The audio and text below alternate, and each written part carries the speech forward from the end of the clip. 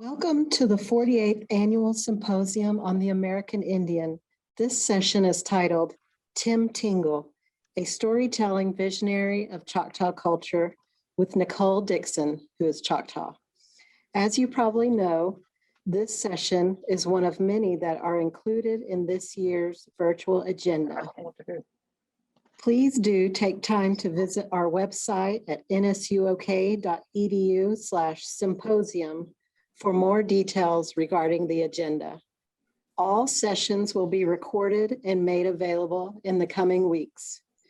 Nikolle Dixon is a member of the Choctaw Nation of Oklahoma and a graduate from the University of Arkansas at Fort Smith, where she helped create the first Native American student organization the university has seen in years. Beginning in 2017, she has presented her work on pop culture and what it is to be a Choctaw woman at multiple conferences throughout the years, as well as visiting local schools to educate students how Native American literature. Her poetry has been published in multiple journals around the world, including Applause, UAFS, and Gilozine of Nova Scotia.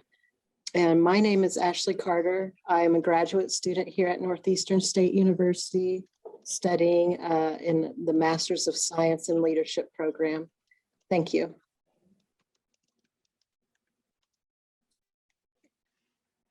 Morning, everyone.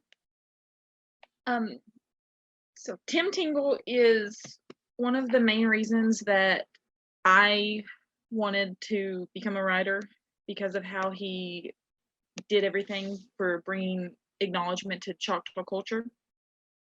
He was born on November 24th in 1948 in Houston, Texas. His grandfather, John Carnes, actually walked the Trail of Tears in 1835. And his grandmother went to a boarding school, which is prominent in many childhoods of elders I've spoken to about how they grew up. He also was part of the family from his experiences from his grandparents that were telling him to be proud of your culture and your heritage, but don't tell anybody due to the consequences that could occur. He went and played sports and went to high school like everybody normally would, and they didn't realize that he was actually Choctaw until he came back to speak. And they're like, why did we not know this? It's because his grandmother had her rights basically signed away, because his great-grandparents were told, they're going to boarding school, you're going to see them. If you don't sign this piece of paper, there's going to be legal consequences occurring. So the negativity that occurred from the harsh childhoods they had to have caused impacts on his life as well. He and his entire family share their stories of the heritage, and they can go either from the tales we grew up learning about in our childhood, like the story of how the possum has no hair on his tail, from taking the messages and the meanings behind those certain stories and translating it into a different story that makes it even more relatable in today's society. His work is there to show the struggles that Native Americans face, that we encounter every day when we try to preserve our heritage and also teach others about it. He visits a Texas school yearly to speak, and in Texas they teach about 7 native tribes, where those 7 tribes are extinct. He introduces himself as an American Indian, and he has one student every class, he said, that will question, how is he Indian, because they're extinct. He has said that never has he had a teacher actually correct them, because they feel that it confuses them. So he has to go into and talk about how he's Choctaw. He's not from these tribes that are extinct, because we're the 3rd biggest tribe in America. He gained his Bachelor's of Arts in English Literature from the University of Texas in 1974, as well as his Master's in English Lit, where he focused on American Indian Studies from the University of Oklahoma in 2003. That is also the same year he released his first book titled Walking the Choctaw Road, which was actually named Best Anthology of the same year by Storytelling World magazine. In 1993, after he had already gotten his BA, but not his master's yet, he retraced the Trail of Tears, and he went back to the Choctaw lands in Mississippi, and he recorded the stories of the elders there. He attempts, with COVID, it's been a little difficult, to visit Mississippi every year to go back to our homelands. In 2014, he was actually the featured speaker at the National Book Festival in Washington, D.C. And that is the year that How I Became a Ghost was named the American Indian Youth Literature Award recipient. He had his first children's book called Crossing Bachito, which has won over 20 state and national awards. And his first book, Walking the Choctaw Road, was actually named Book of the Year in America and Alaska. He has written over 20 books and has received awards for multiple of those books in multiple occasions. And he's actually spoken in the Library of Congress in 2011. And he brings the Choctaw stories to life in a way that, to me, makes it more relatable to someone who didn't grow up getting told about their Choctaw heritage, as I didn't actually get involved in what I was doing Choctaw culturally wise until I was in high school. Like, I grew up with my grandma writing on my mom's birth certificate she was white. And so I missed out on the things that I see happening now with my nephew. And it makes me really proud that Choctaw is still getting to be into everything, where we are showing ourselves even if others don't want to. I keep seeing my reflection in my glasses, I'm sorry. And Tim Tingle makes that possible in my eyes. He actually was mentored by the Choctaw storyteller who, sorry, I lost my train of thought.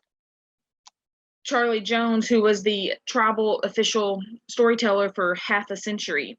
And one of the things he said was, we want people to know we're Choctaw. People don't even know about us, and we want people to know that we're Choctaw. And as he was mentoring him, he even specified something that Tingle has brought back with his own self, where he says that as long as a person is being respectful, they don't have to be Choctaw to tell a Choctaw story. They can be white, or they can just, as long as they're being respectful about it, they can, but they have to be sure to know what it is to be a Choctaw person, and that is a Choctaw story, so that they get it right, so we don't lose the meaning in translation.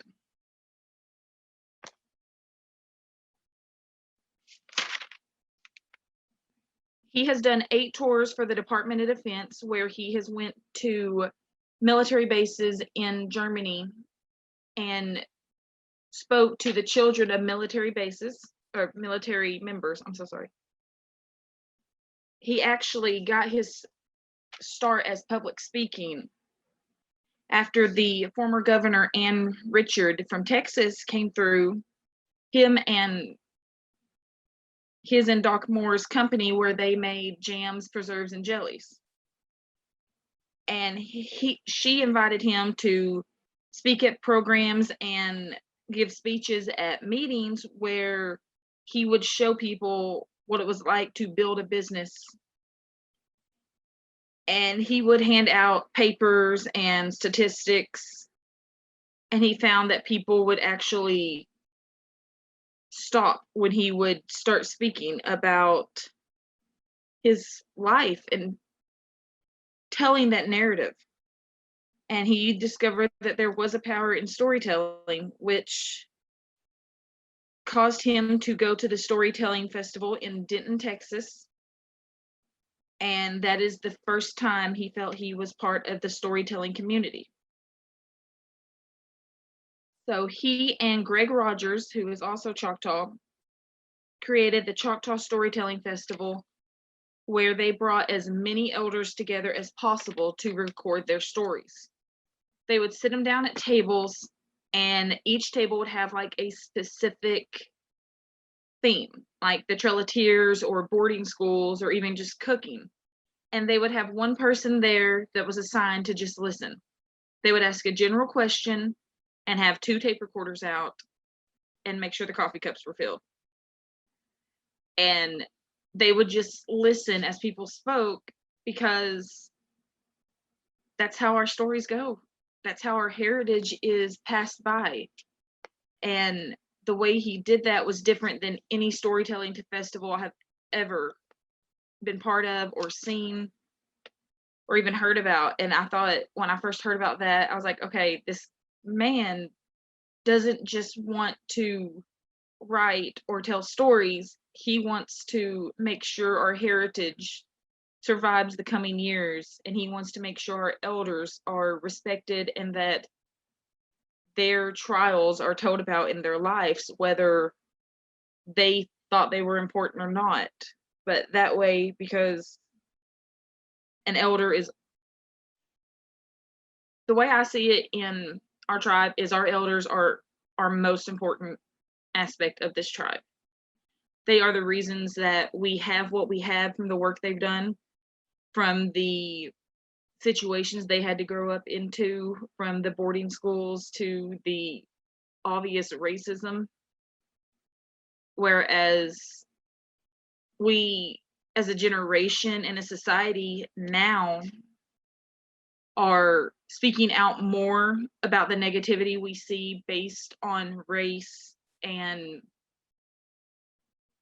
the way just people are being treated in general. And while we have that fear of what someone's going to do when we speak out, they had to live it a lot worse. And so he likes to bring those situations to life in a way to continue to teaching the Choctaw culture to the future generations. He was actually interviewed, and they asked what his process was when he wrote.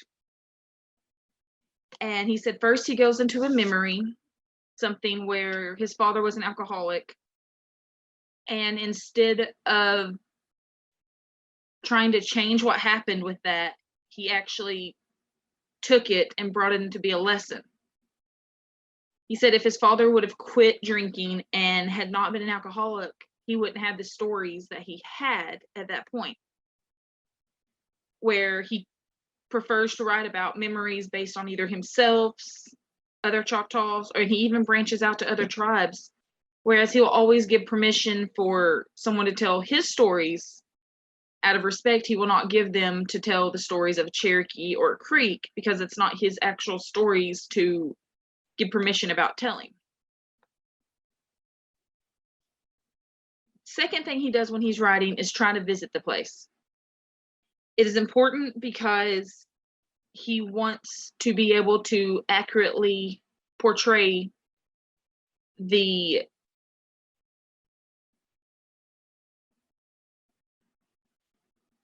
situations around everything. He wants to be able to say, oh, the trees here are here. He wants to bring that spot to life so that someone doesn't feel like they're just reading a book, but that they're actually involved in a story. He likes to give people hope that there is a future in this tribe, hope that there is people to further lead the generations when the elders are gone, when we take our last breaths, so that we know there is somebody that is going to continue teaching the things that we as a tribe feel are important. When he was asked why people should learn about Choctaw culture, he was quick to say, it is because they need to know that we exist. They need to know not all tribes are extinct, and they need to know that in today's society, where if we're not white or raised speaking 100% English as a first language, that we're not seen as being 100% American, where everybody is, whether it is the fact that you were born here or that your parents were born here, and it just continues where languages die out. Choctaw is really good about teaching the language. There's online classes and ways to be able to keep the language alive, but most Choctaws that I've met can't say anything besides thank you or hello. And that is because they hear it every time they go into one of our stores or anywhere going with business with the tribe. That is the first thing you hear is hello in Choctaw. And they say thank you in Choctaw. That is a struggle to keep languages alive, and that is something Tim Tingle is very adamant about continuing. He goes on to say that most Americans don't actually realize that we are a separate nation, that we have our own constitution, that we elect our own chief, that we have a Supreme Court, and that we have our own flag, land boundaries, police, and a national budget, as well as a healthcare system. That while we are Americans, we are also Choctaw. And we have citizenship laws, and we have our ID, and it's a respected ID at any airport in the world. I didn't even know that. I knew we had the ID, and I knew that it involved things with the tribe. And I know it works as a legal ID in Oklahoma because we're an Oklahoma tribe. But I didn't realize until I started researching about what Tim Tingle brought to the community of literature and everything that, sorry, my dog just walked in, and that our citizenship and our viewings as a nation is respected around the world. Now, I have friends, I have pen pals from different countries, and they don't know anything about us. Like, I will introduce myself and say, I'm Choctaw, and they'll be like, what is that?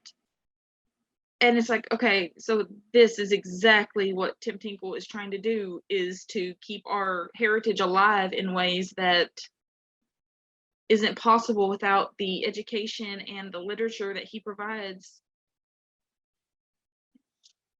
And he came from his stories, like his favorite authors inspired him. He loves Edgar Allan Poe and Huckleberry Finn and Tom Sawyer, and he loves the Hardy Boys. I prefer Nancy Drew, but it happens. He grew up learning bedtime stories where he got to sit with his 4 siblings, and his mother would bring them all into a room and then have the youngest pick the story, and they would read it. And then after that, she would go to the next youngest and pick a story. So instead of getting 1 bedtime story a night, he got 5. He learned to cherish those moments with his mother and to learn about the heritage that she was providing through stories. His father had a really cool way of getting his children to read without saying read. he had Steinbeck book, I'm sorry. And they would leave to go every Saturday night. Him and his wife would go out to eat. He would be like, okay, those books are in the closet. Don't touch them. Don't read them. Turn the TV on and say, we'll be back at 11. He would leave, and those kids would all rush to the closet and find out the books where they left off, and would begin reading where they had left off until they knew it was close time for their parents to come home, put them back up.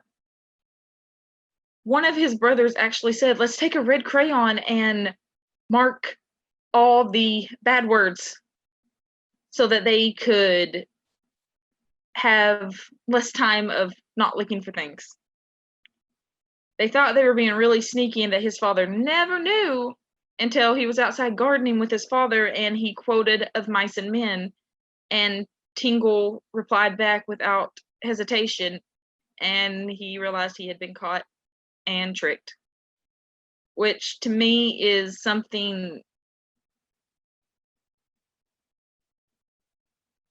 that is a way to keep like the love of literature alive, because his children thought they were being sneaky and doing something they weren't supposed to do, but in reality they were doing exactly what their father wanted, and their love of literature was growing. One of my favorite books by Tim Tingle is actually one that he suggested I read when I was taking a Native American literature class at UFAS, and it's called House of Purple Cedar. And it is about Rose Good, who was living in Indian Territory in a Choctaw community called Slurpyville. Now, Slurpyville would be based where Spyro is. It's right there. Like our history that he is teaching about, while the names are different due to the changing of times, and sometimes the history isn't written down in the proper books, he is bringing it in so that we are able to know. Like when I was a kid, if someone had said, hey, this book is based in Spyro, you know where that's at,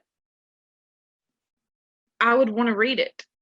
It brings in that connection that I wouldn't have gotten without knowing that that's there. This book is about, on New Year's Eve in 1896, arson occurs at the New Hope Academy for Girls, and 20 girls died. Rose was able to escape and survive, and she lived with her grandparents, who were very prominent in the Choctaw leadership and respected as elders. Well, her grandfather got beat by a white sheriff, and when they thought that he would rally the other Choctaws in town to cause revengeful things, he actually went for the path of forgiveness.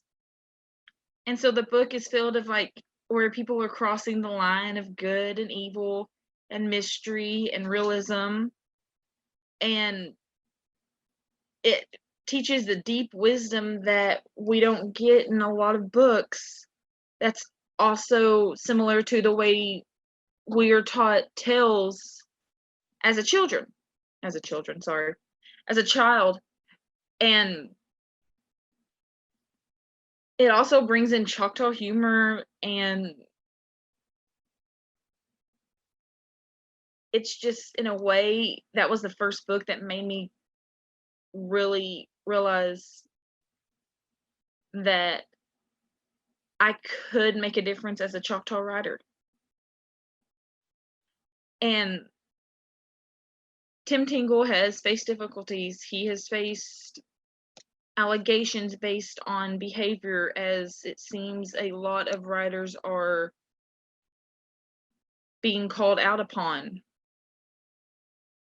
Whether you know the person or you don't know the person, you don't know every aspect of them. And their work, for me, emulates their true self. He is proud of being Choctaw, and he is not afraid to let anyone know it now. He is there to help guide future generations, and he is welcoming to learn about how the people in today's society need to be taught about the situations that we as Native Americans, not just Choctaws, are facing as the world is changing, from it going from children being forced into boarding schools where our culture was ripped off of our heads with dull scissors and told we cannot speak our native language, to us being scared to walk out, as there are people who are blaming natives for things that are going on now that shouldn't have been happening in the first place. And he is very adamant that we cherish our culture and that we provide that information for people who want it, who want to learn, and how to bring that information to their future as well. And for me, Tim Tingle is a visionary for Choctaw. He is the opening storyteller at the State of the Union each year for Labor Day. So he is known by the people who are involved with what the tribe is doing. He puts his work out there for people to see it. And I just think he's a great person that everyone has something they can learn from, just as we can all learn from our elders. Thank you.